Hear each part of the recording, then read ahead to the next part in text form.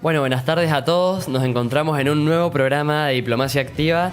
Va a ser tal vez un programa nacional y popular porque tuvimos elecciones en Bolivia. Fue el 17 de octubre aquí en la Argentina. Se conmemoró el 75 aniversario del movimiento peronista o la lealtad peronista. Vamos a hablar también al final del programa sobre la economía naranja y la economía del conocimiento. Pero quería comenzar hablando sobre el lugar en el que estamos, que es el Botellón. Mendoza solo nos va a recordar la dirección. Sarmiento 685. ¿Sí? Bien, hoy la re sorpresa. La quiero nombrar porque el sábado pasado tuvimos una reunión con todos los programas del Botellón y todo el personal de acá. Y la verdad que nos sentimos súper cómodos, nos dan espacio para conversar lo que queramos y pudimos conocer a todos los demás programas que tienen y tratan temas interesantísimos, así que también los invitamos a que se suscriban en el canal de YouTube y puedan ver todos los programas y el gran abanico de temas. Hay desde los más graciosos y bizarros hasta algunos más serios, de arte, hay de todo. Y también agradecerle a Emma y a Maxi, que son las personas del Botellón que nos acompañan, nos hacen el aguante y muchas veces también trabajan por lo que nosotros hacemos. Hay pocos lugares que nos dan este espacio, hay pocos lugares para los jóvenes en general y sus ideas, entonces está buenísimo reconocerlo y decirlo.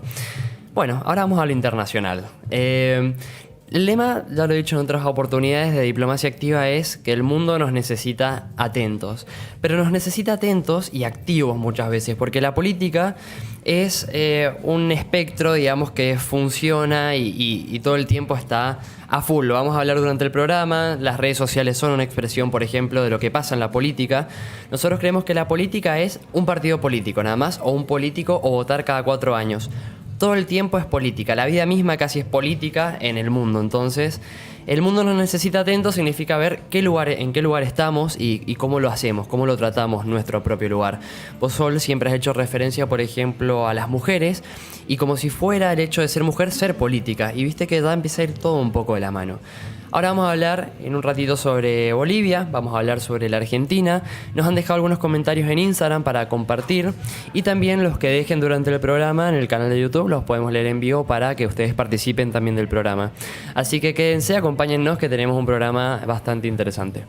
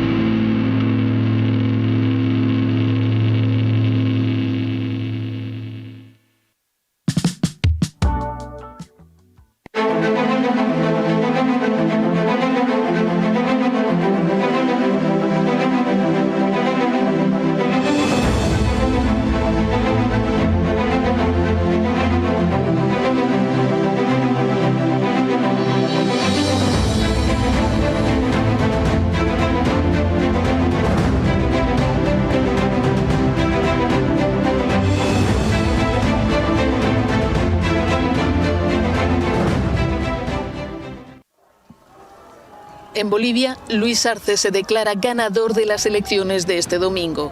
El candidato del Movimiento al Socialismo, el partido del expresidente Evo Morales, compareció ante los medios emocionado para exponer sus planes para dirigir el país, a pesar de que el recuento de votos de esta primera vuelta de los comicios aún no superaba el 5%. Desde Buenos Aires, Evo Morales también ha cantado victoria. Todos los datos conocidos hasta ahora señalan que se ha producido una victoria del movimiento al socialismo, instrumento político por la soberanía de los pueblos. Bueno, el año pasado, en esta misma fecha, sucedieron varias cosas. Fue como el colapso, los estallidos sociales en todo el mundo. Se cumple un año, por ejemplo, del estallido social en Chile, y este año la conmemoración fue un desastre, porque las manifestaciones en distintos lados del país generaron saqueos y también generaron quemas de iglesias. Hay dos iglesias en particular. Una es, no recuerdo bien, pero es la más antigua de Santiago, que tiene 150 años, donde los carabineros suelen ir a rezar. La prendieron fuego y tiraron su cúpula. Hay un enojo muy grande con la institución de carabineros en Chile. Lo podemos hablar si quieren la próxima semana, porque son una policía militarizada. Podemos hablar sobre eso, pero hoy vamos a hablar de Bolivia, porque el día de ayer fueron las elecciones, donde aún no está claro si es victorioso o no Luis Arce por el partido del MAS, el partido de Evo Morales. Pero bueno, todo se lo da como el virtual ganador. De hecho, los principales opositores le han reconocido la victoria. Sí, así es, así que ya parece como que va encaminado para ese lado. Evo Morales antes de las elecciones dijo como que había que priorizar la democracia, y si bien podemos estar de acuerdo o no con los ganadores, digamos, sí podemos decir que, bueno, hay que festejar la democracia y que vuelvan a tener un gobierno, ¿no es cierto?, en democracia, después del evento del año pasado, que fue el 10 de noviembre, donde Evo Morales renuncia, y ahí, bueno, salen toda esta cuestión del golpe de Estado o... ahí está el torbellino de ideas y de conceptos. Si fue o si no fue. Exactamente, hay como una... También después cuando salieron a bancar, digamos, los países, por ejemplo, el hecho de que se lo considere un golpe de Estado lo que pasó en Bolivia, o los que no, como que también se dividieron las aguas ahí.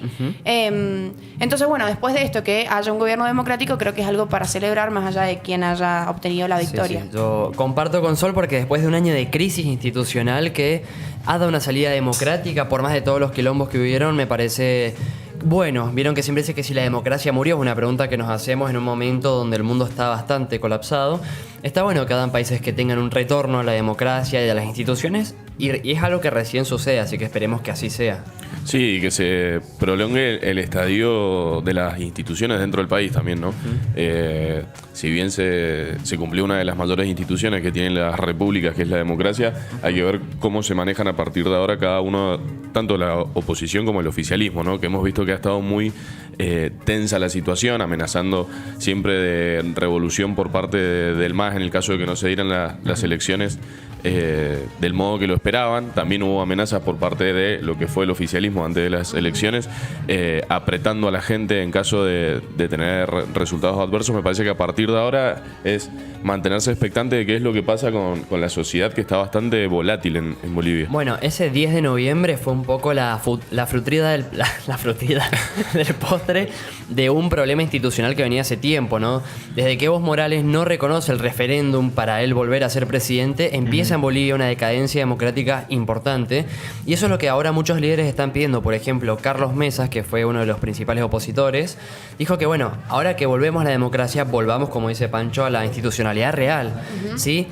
Y ese es un problema que han tenido todos los líderes democráticos, populistas, populares de América Latina, que no han sabido tener un legado, y no tener ese legado, como sí tuvo Uruguay, por ejemplo, es lo que ha llevado a una degeneración de la democracia, como decimos, y en el caso de Bolivia fue como con el final que tuvo, que fue desastroso. Sí, y volviendo también a ese 10 de noviembre, que parecía que era el final, el fin del MAS, que ya se daba vuelta a la página, y me parece que lo que demostró la gente en estas nuevas elecciones fue que sí, se sigue apoyando el MAS, pero sin la figura de Evo Morales, que ya el tiempo de Evo Morales ya era el suficiente y tenía que correrse a un costado, y fue algo que supo leer Evo el año pasado, cuando había pasado un mes aproximadamente, y él había dicho que sí, que él no iba a ser nuevamente candidato. Me parece que fue una buena lectura por parte de él, y bueno, que ahora está teniendo sus frutos. Sí, de igual manera, más allá de esa lectura que decís vos que fue correcta, me parece que tuvo un error tremendo al momento de volver a postularse, a pesar de que el referéndum le haya salido contrario. Sí. Porque la realidad es que el MAS, y lo hemos reflejado en estas elecciones, la realidad es que el MAS iba a ganar con o sin Evo. Porque la postura que tiene la sociedad, sobre todo de las zonas aledañas, no tanto de las zonas urbanizadas, sino rurales del país, tiene un apoyo incondicional hacia el partido. Y me parece que esa... No sé si fue egocentrismo o no querer dejar el poder por parte de Evo, me parece que le jugó en contra y le costó un año de gobierno al MAS. Son los aires de grandismo que tienen esos líderes. Por ejemplo, Evo Morales, pero lo mismo pasó. El Agus por ahí dice esto de que se iba a desintegrar el partido porque en Brasil pasó con el Partido de los Trabajadores. Sí, entonces, digamos, en América Latina no fue el único Bolivia. Cada uno tuvo un desenlace diferente, pero hubiese sido mejor que esos líderes que tuvieron mucha popularidad se corrieran para un costado y dieran la oportunidad a otra nueva generación de líderes. Sí, fue como un abuso de imagen positiva creo que tuvo Ajá. Morales, porque sí lo hablamos que en su momento sí hizo las cosas bien, tenía mucha imagen positiva, había logrado un montón de cosas para el pueblo boliviano. Sin embargo, creo que sí fue un abuso. De hecho, terminó en la presidenta interina esta que tuvieron, que en un principio tampoco nadie estaba de acuerdo con ella y fue como que no se entendía. De hecho, prometió elecciones a los 3 meses, algo que nunca se cumplió tampoco. Vino la pandemia, le vino perfecto. Exactamente. Yanine Áñez asumió frente a un... Porque recién en Diplomacia Activa me criticaron que habíamos vuelto un gobierno democrático en Bolivia. Pero Yanine Áñez asumió con el apodo de algunos... muy polémicos, personajes muy polémicos de Bolivia y además con un parlamento casi vacío. Entonces no era un gobierno democrático, ¿sí? Sí, así Podríamos decir que es un gobierno interino, para algunos un gobierno golpista, un montón de conceptos, pero democrático no era. No. No, pura y exclusivamente democrático no. Como decís vos, si nos remetimos a las bases de lo que es la democracia, no. Y la verdad que fue bastante interesante cómo se movió esta mujer a partir del año que transcurrió desde que ella asume hasta las elecciones. Que por ahí ella declara apenas entra que a los 3 meses iba a haber elecciones. Después le cae el tema de la pandemia, que ha sido una incógnita a nivel internacional, cómo planteó las protecciones para todos los gobiernos. Y me parece que, más allá de todas las críticas que se le pueden hacer, es realmente sorprendente y es remarcable que la situación de Bolivia, como la veíamos un año atrás, haya terminado de la manera que terminó. Que es como decís vos, Sol, estemos de acuerdo o no con el partido que ha ganado, ha terminado en democracia y todos los partidos, apenas se supo más o menos las estadísticas de la votación, salieron a reconocer a su opositor y no hubo mayores problemas. Y a ver, hagamos un análisis comparado. Decíamos que hace un año Chile está en una situación muy particular y este año está en la misma. Sí. Porque hay un conflicto muy grande con el gobierno de Piñera, con los carabineros, etcétera. Y que también se está por votar. La nueva democracia. Eso es lo que les decía, que la semana que viene, si quieren, lo podemos conversar en el programa. Pero Bolivia pudo dar un círculo virtuoso tal vez a una nueva democracia que esperamos nuevamente que funcione. El reconocimiento y la popularidad de Evo Morales viene dada porque fue presidente de un país totalmente rezagado en América Latina y que supo poner de pie, como dicen algunos lemas de la Argentina.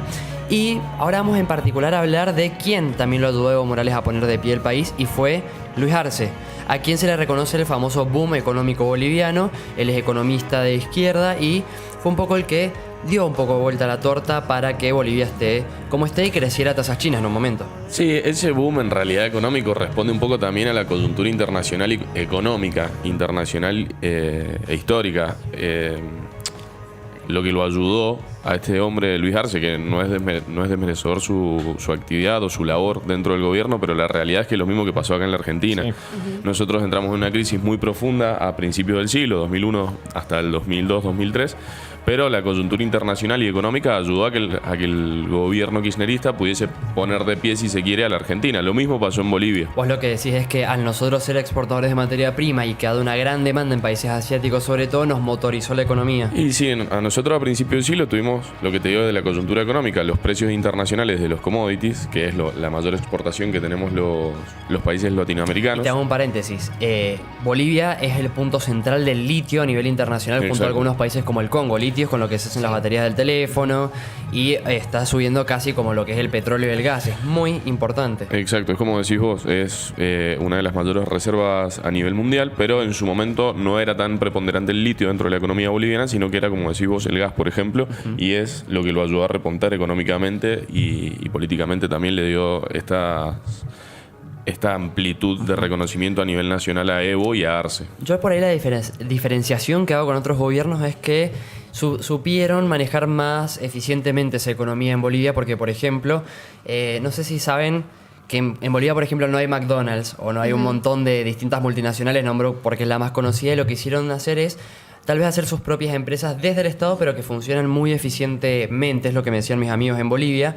Y eso, de alguna manera, les ayudó a seguir con ese crecimiento. No tuvo como una caída como tuvo la Argentina y una subida de nuevo. Y, digamos, tuvo un crecimiento medido y estable. Y, de hecho, Evo Morales, al final de su gobierno, se mandó a directamente las mineras y los capos del litio para poder seguir manteniéndose como estaba. Sí, bueno, eso sí es reconocible. Y también, bueno, agregando a lo que decías vos, me parece que esa postura hacia las grandes multinacionales, como por ejemplo McDonald's o demás, responde también un poco a la política de Evo, que era remitirse a las raíces del pueblo boliviano.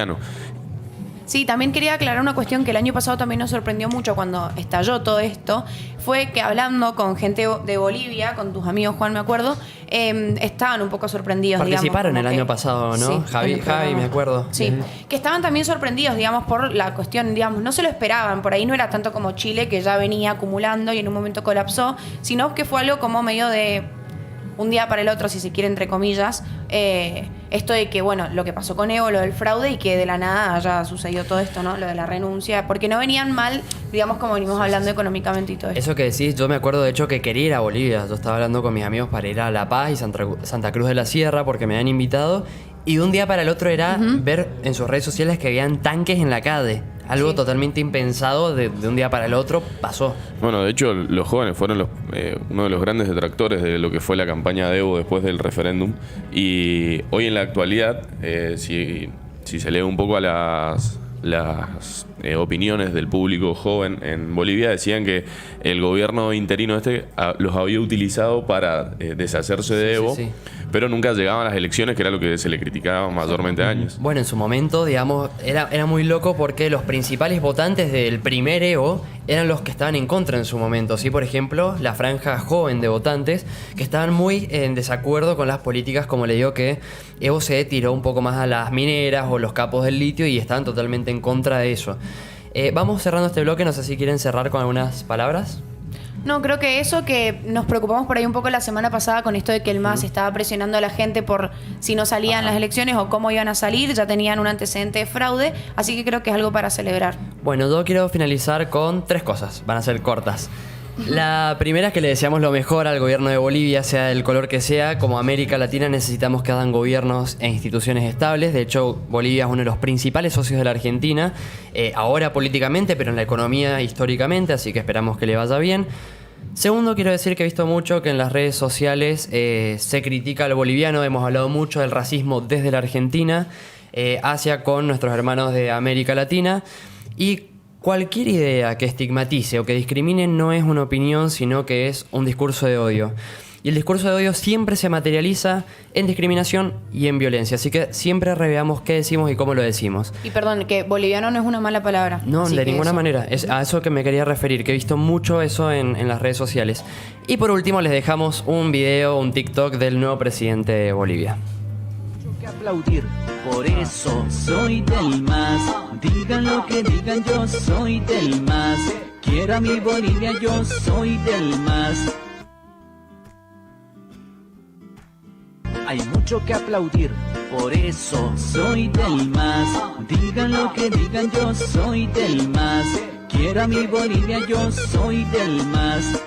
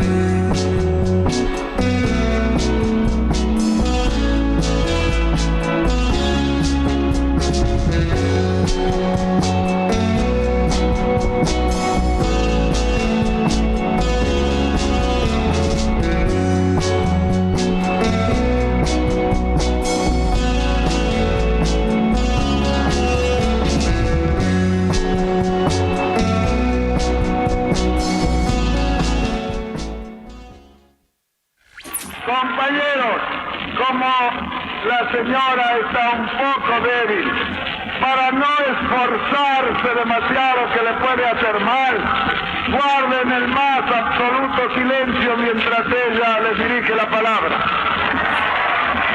Mis queridos descansados, este es un día de muchas emociones para mí. Con toda mi alma deseo estar con ustedes y con Perón en este día glorioso de los descansados. Yo no podré faltar nunca a esta cita con mi pueblo en cada 17 de octubre. Yo les aseguro que nada ni nadie hubiese podido impedirme de venir, porque yo tengo con Perón, con ustedes, con los trabajadores, con los muchachos de la Confederación General del Trabajo, una deuda sagrada, y a mí no me importa si para saldarla tengo que dejar girones de mi vida en el camino.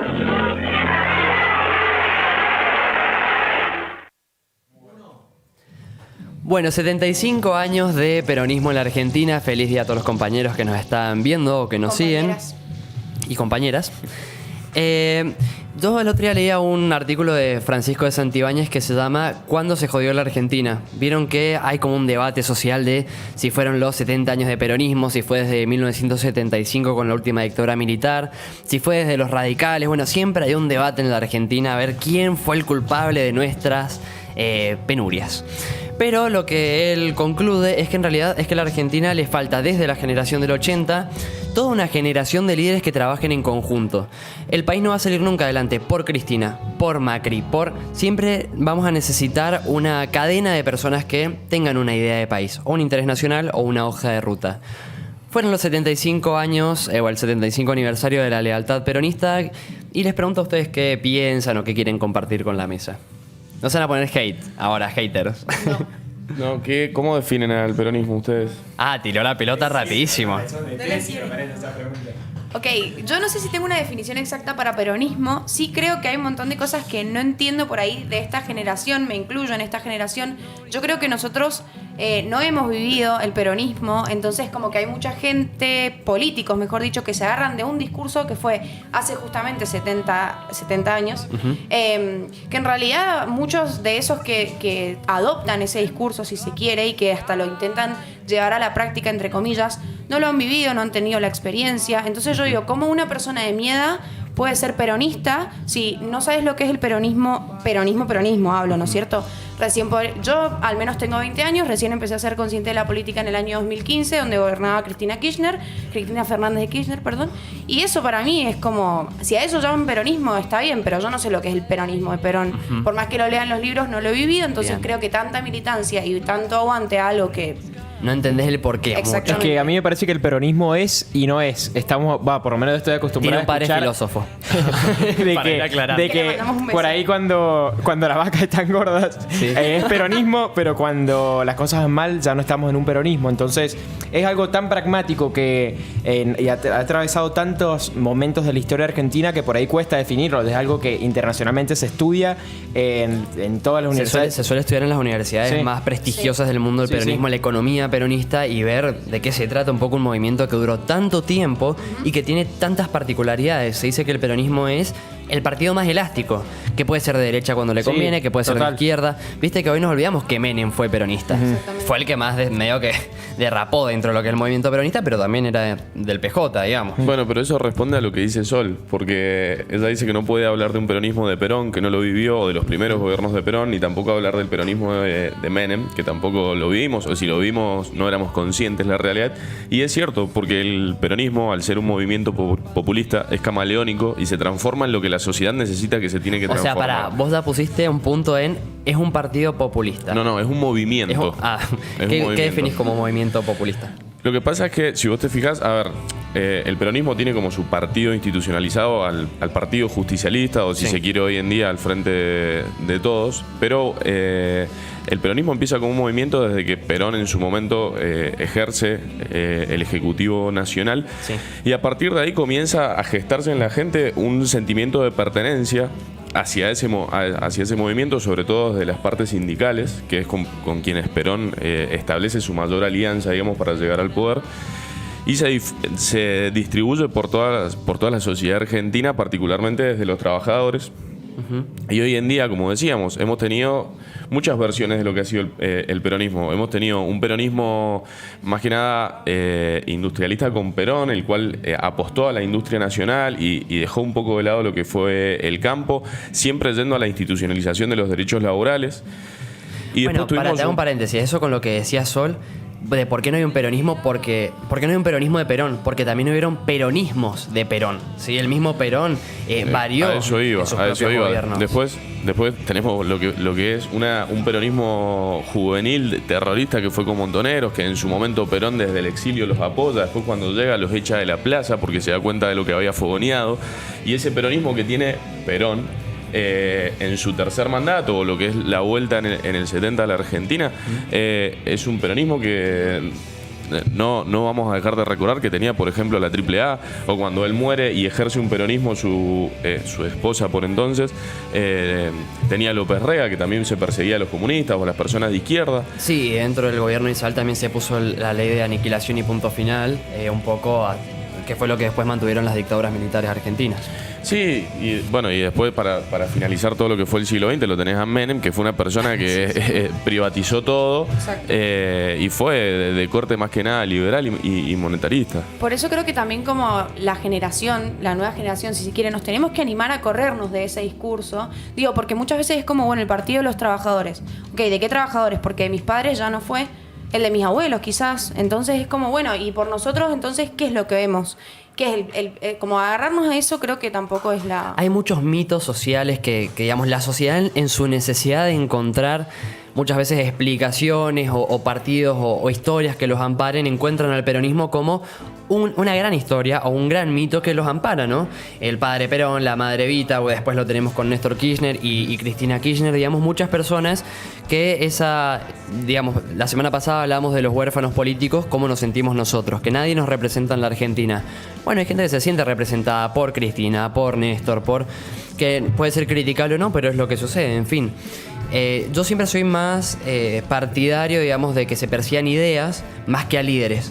Porque el hombre en general es falible, digamos, se puede equivocar, se equivoca, puede robar estando en el poder, etc. En cambio, cuando uno persigue ciertas ideas, es diferente y es más difícil.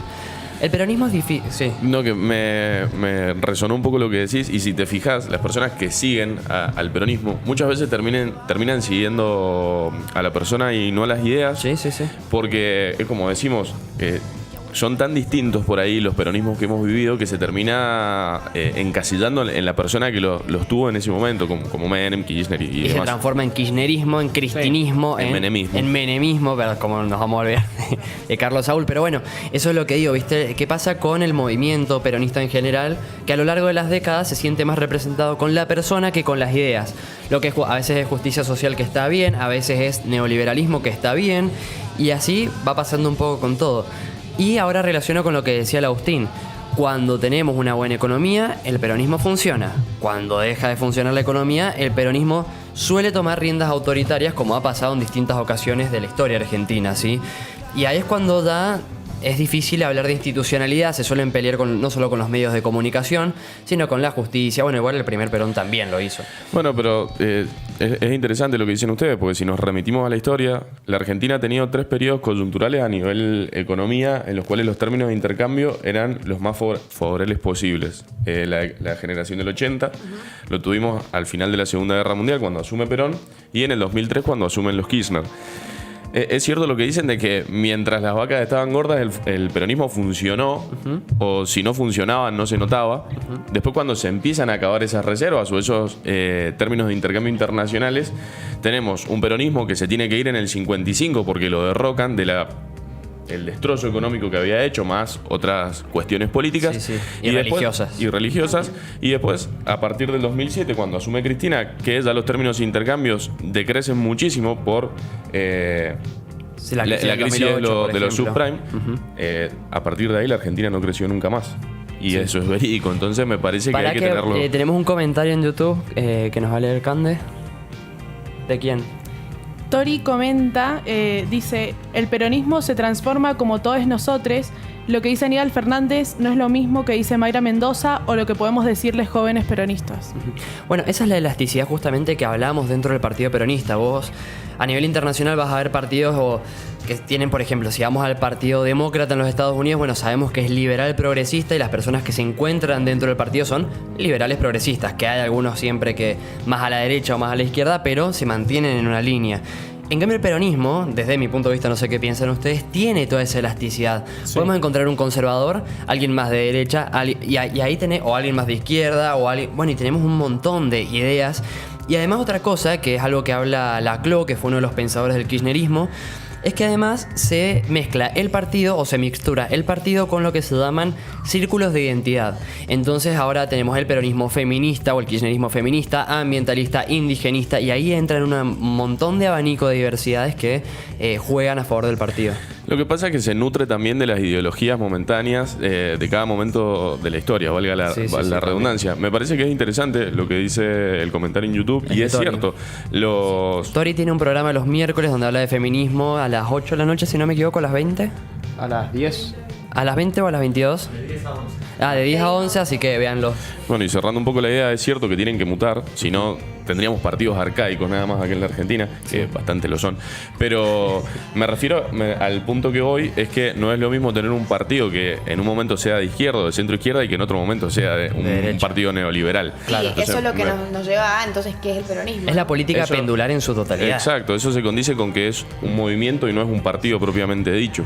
Y para ustedes va a ser una pregunta, ¿qué es hoy el peronismo? ¿Cuál es el hoy o el albertismo, si se quiere decir, de que nos gobierna Alberto Fernández? Yo creo que no existe albertismo todavía, aún porque no ha tenido el margen de acción para poder, recordemos, empezó hace casi un año y ya tuvo una pandemia que tuvo que adaptar todas sus políticas a eso, que si bien tenemos algunas pistas de cómo piensa o cómo la quiere llevar a cabo, no sé si podríamos hablar de un albertismo. Ahora sí podemos hablar fuerte de kirchnerismo. Sí. Para mí, a ver, hay una diversidad, entonces lo tengo que decir intelectualmente, que para muchos el kirchnerismo viene a ser la ola rosada dentro de América Latina, que viene a traer y diversificar derechos para toda una América Latina discriminada y rezagada. Eso pasa.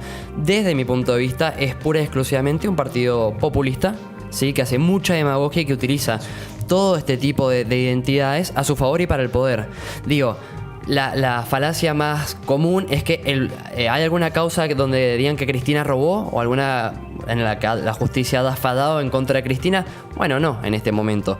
Cristina robó, y si una persona tiene un patrimonio de 103 millones de pesos, digamos, de haber vivido como una personalidad pública, y es raro. Justifique su respuesta. Y te van a decir que es lawfare, por ejemplo. ¿Sí? Que la persiguen los abogados, etcétera, por eso. Y es una falacia. Y así pasó con muchos gobiernos en América Latina. O que lo demuestre la justicia en una justicia que sabemos que está totalmente avasallada, bueno, a eso sin importar sí, el poder por el poder ejecutivo, en algo que no tendría que tener no tendría que meterse. De Macri y de Alberto Fernández. Macri lo apodó con una cuestión totalmente de campaña y partidaria, y Alberto Fernández lo hace hoy desplazando jueces, y le van a encontrar las mil y una. Lo cierto es que tenemos personajes que roban y que no pasa nada, ¿sí?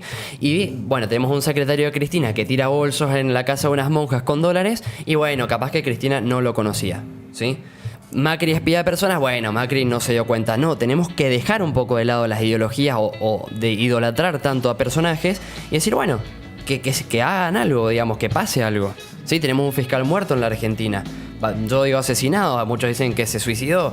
Y bueno, es un tema, me parece.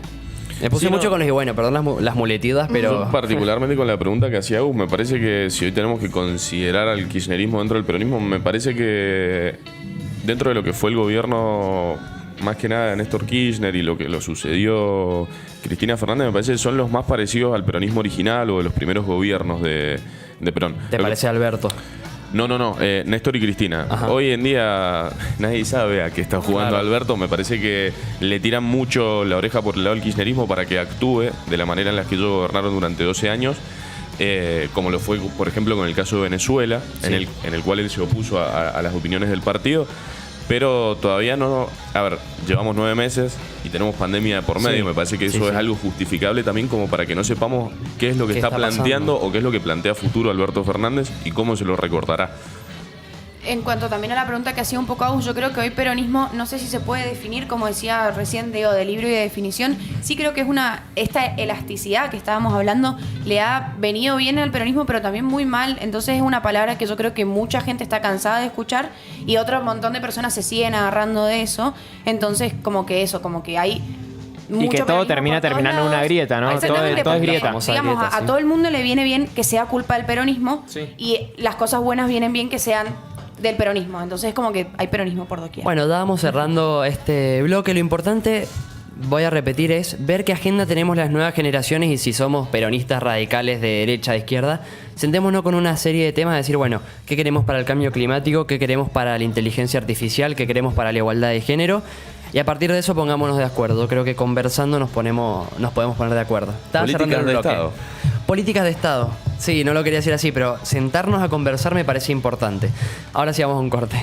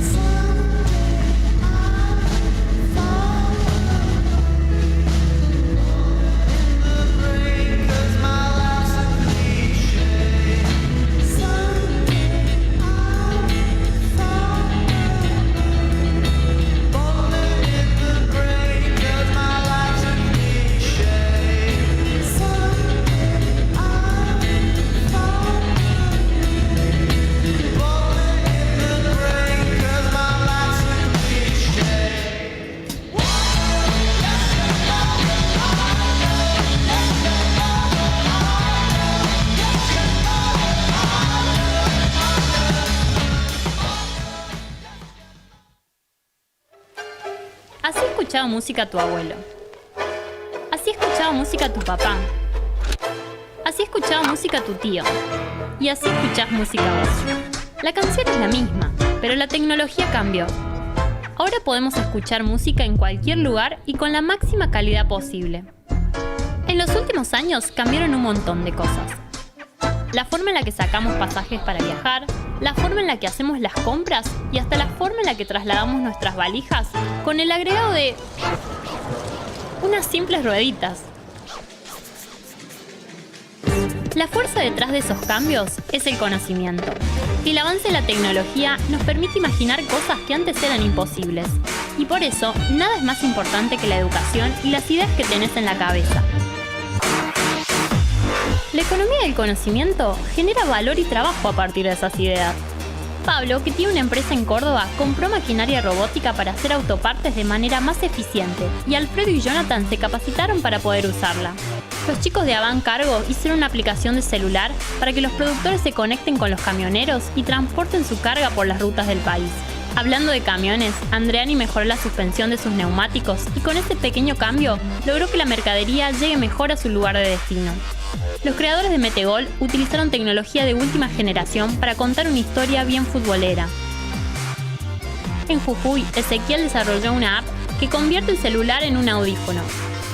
La economía del conocimiento mejora todo tipo de industrias y capacita a los trabajadores para que sean parte de esas transformaciones. Los argentinos ya demostramos que tenemos ideas que pueden mejorar nuestra realidad.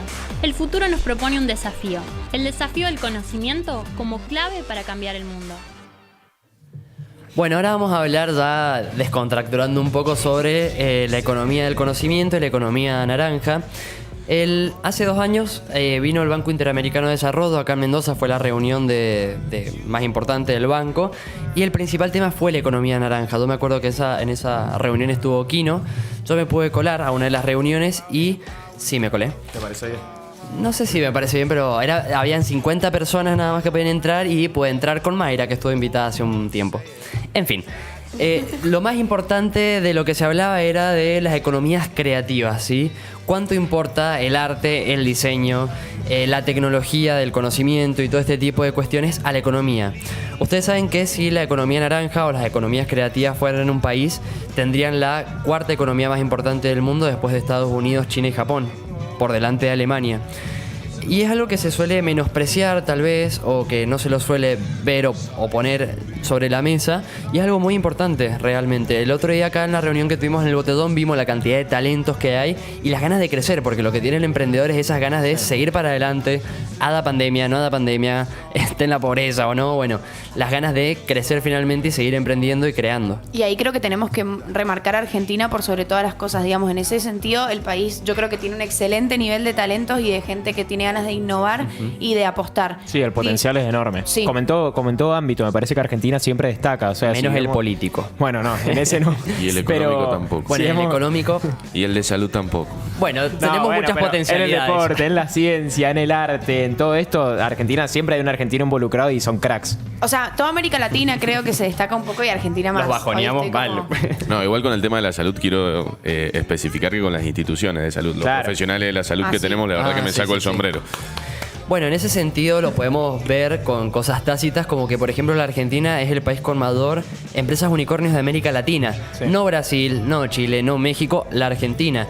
Y ahí vemos, como decíamos, los talentos que hay, que hoy si bien tasan en la bolsa de Wall Street, digamos, tienen un lugar en el mundo muy importante. Y Mercado Libre, Despegar.com, bueno, hay un montón. Sí, ¿cómo sería ese potencial a pesar de todas las restricciones que hay? Porque convengamos que no somos un país muy amigable con los emprendedores, con estos unicornios que estamos hablando. No es que se fomente mucho esto, es que es algo que ojalá se pueda realizar y se vea en el tiempo. Bueno, es la deuda que tenemos con ese tipo de emprendedores o empresarios. Sin ir más lejos, Mercado Libre se ha tenido que ir a Uruguay. Sí. Y me parece que es... A ver, y no son personas que solamente, digamos, acumulan dinero por el trabajo que hacen, sino que dan un montón de trabajo. ¿Quién no quiere trabajar en el Mercado Libre? Sí, exactamente. Salió hace poco como dentro de las 10 mejores empresas para trabajar. Es reconocido todos los meses por The Economist, el Financial Times, The New York Times, digamos, y es como, bueno. Aparte directa e indirectamente, porque la cantidad de personas que pueden tener trabajo a partir de sus ventas por Mercado Libre, la cantidad de negocios que han ampliado su espectro de personal laboral gracias a las ventas que han podido hacer con Mercado Libre, las personas que trabajan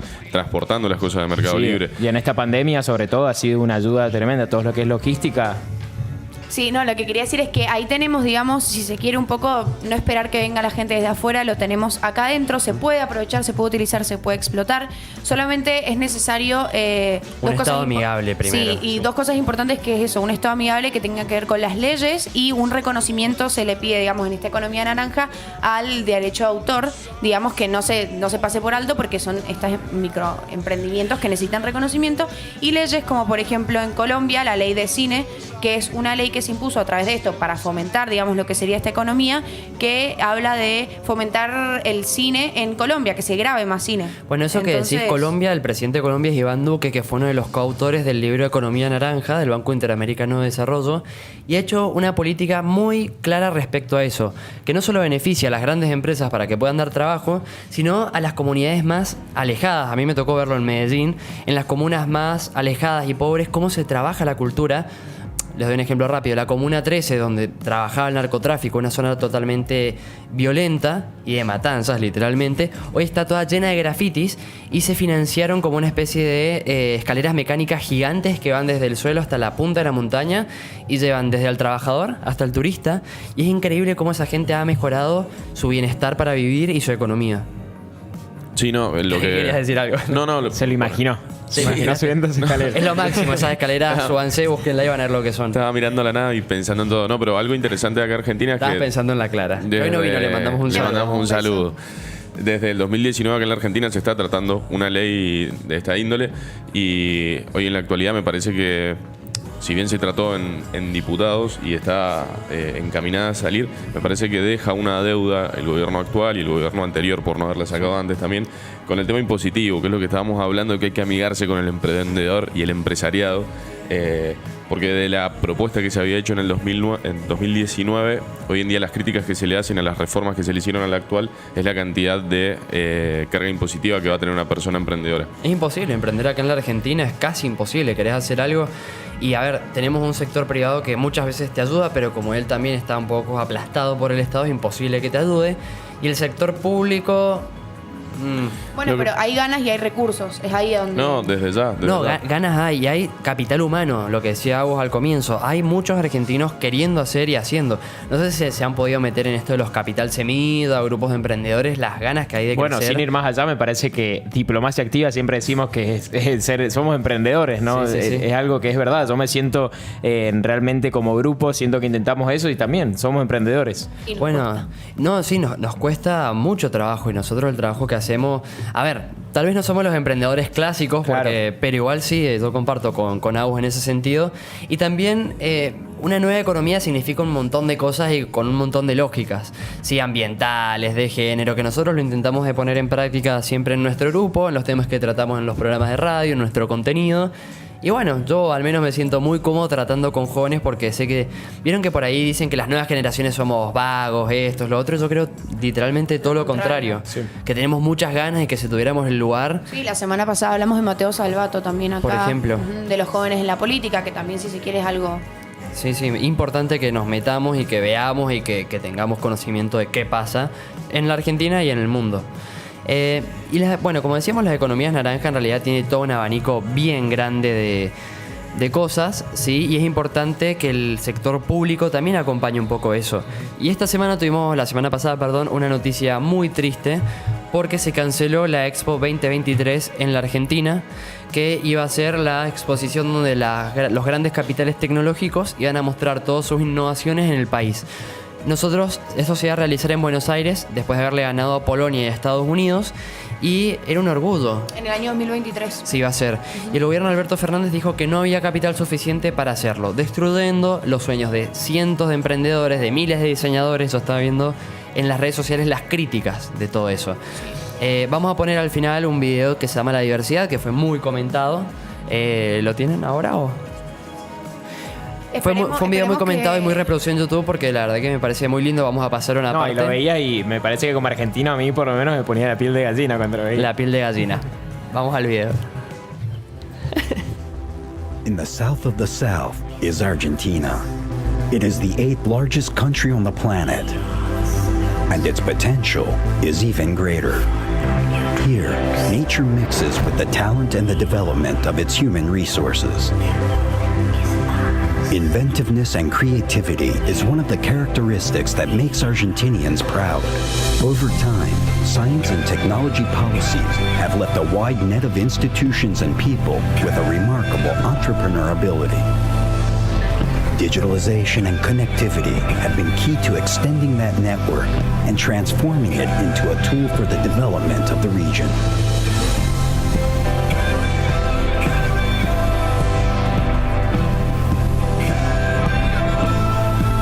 Buenos Aires has the main role in innovation. The creative industries are encouraged through specific laws. 10% of the economy of the city corresponds to the creative economy. With almost 15 million inhabitants, Buenos Aires is among the 20 largest metropolitan areas in the world. It is the preferred city in South America for the organization of events. Its people enjoy this and participate actively. Organizing an expo about the creative industries in the era of digital convergence seems a natural consequence of this drive. This will be the first time that such an expo will be held in South America and will treat one of the most important topics of the century: the way in which human creativity produces new responses to the challenge of development and sustainability. Argentina Buenos Aires 2023 is not an exhibition about the future. It's about the present, about this new era in which we are all in. Bueno, queríamos pasar el video de la Argentina, hay muchos de la Expo 2023, pero nos sirve para ver el potencial que tenemos, no solo los jóvenes obviamente, sino todos los argentinos. Tenemos un capital humano histórico muy rico, más allá de premios Nobel, de escritores, de músicos, de deportistas, de diseñadores, de arquitectos, de un montón de cosas. ¿Por qué te estás riendo? No, porque estoy pensando... estás emocionado. Estoy pensando reflexivamente. Estás emocionado. Porque estaba pensando en nuestro stand de Diplomacia Activa en la Expo. No, si fuera por eso estaría llorando, ¿no? Bueno, no se va a hacer la Expo 2023, pero siempre decimos, no nos derrotemos porque tenemos mucho potencial. Tenemos una pregunta, y no es de Cande. Facundo comenta, dice, la cantidad de crisis económicas que experimenta Argentina hace que los argentinos sean emprendedores creativos por naturaleza. Más unicornios que en países europeos.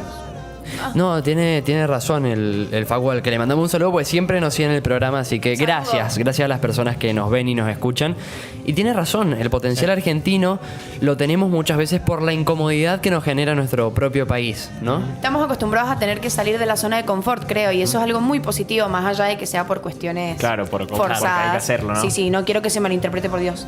Pero le pegas a católica. No te vamos a hacer nada. Pero creo que es algo positivo y que se tendría que aprovechar mucho más. Bueno, vamos cerrando el bloque. ¿Quieren decir unas últimas? Yo sí, respecto a esto que era lo que estaba pensando, era que bueno, que con todo este potencial, yo soy de los que dicen que la salida no es Ezeiza y que nada, el potencial que tenemos ahí, que obviamente el que quiera irse lo puede hacer, no hay nningún problema. Pero preguntaste recién por el grupo perfecto. por dónde sacás la ciudadanía. Y nada, me parece que el potencial que tenemos hay que explotarlo y que de esto se sale todos juntos. Esa. No, la verdad que me quedé impresionado. Me dejó mudo. No, bueno, sí, eso es importante. Y bueno, vamos a terminar con las palabras de Agustín. Quédate, escuchá y activá, que el mundo nos necesita atentos. Hasta la próxima semana.